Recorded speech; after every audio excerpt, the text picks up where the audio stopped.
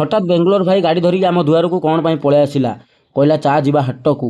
ସାଙ୍ଗମାନେ ମୁଁ ଏବେ ବାହାରିକି ଗାଡ଼ିରେ ବସି ପଡ଼ିଲି। ସାଙ୍ଗମାନେ ଗାଡ଼ି ଆମର ସାହି ଭିତରେ ଚାଲିଲା। ସାଙ୍ଗମାନେ ମଦନ ବାବୁ ଡାକିବା ଆଇଲାରୁ ତାଙ୍କ ଭଣଜା ଫ୍ଲାଇଂ କିସ୍ ଗୋଟେ ଦେଇଦେଲା। ସାଙ୍ଗମାନେ ମଦନ ବାବୁ ଆମର ରେଡ଼ି ହେଇକି ପଳେଇ ଆସିଲେଣି। ସାଙ୍ଗମାନେ ତାଙ୍କ ଭଣଜା କାନ୍ଦିବାରୁ ମଦନ ବାବୁ ଟିକେ ବୁଲେଇକି ଆଣିଦେଲେ। ସାଙ୍ଗମାନେ ଆମେ ଏବେ ବାହାରି ପଡ଼ିଲୁ ହୁମା ହାଟ। ସାଙ୍ଗମାନେ ବାଇପାସରେ ଆମ ଗାଡ଼ି 100ରେ ଚାଲିଲା। ସାଙ୍ଗମାନେ ଗାଡ଼ିରେ ତେଲ ନଥିଲା, ତେଲ ନଥିଲେ ତ ଗାଡ଼ି ରହିଯିବ, ସେଥିପାଇଁ ଗାଡ଼ିରେ ତେଲ ଟିକେ ପକେଇଦେଲୁ। ସାଙ୍ଗମାନେ ବେଙ୍ଗଲୋର ଭାଇ ଫୋନ ପେ କରିଦେଲା।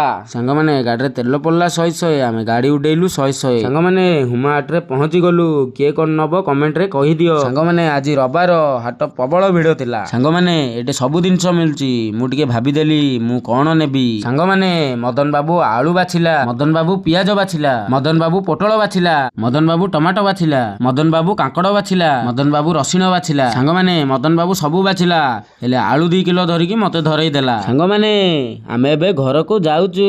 ସାଙ୍ଗମାନେ ଭିଡ଼ିଓଟା ଭଲ ଲାଗିଲେ ଲାଇକ୍ ଗୋଟେ ଦବ, କମେଣ୍ଟ ଗୋଟେ କରିବ, ଫଲୋ ଗୋଟେ କରିବ।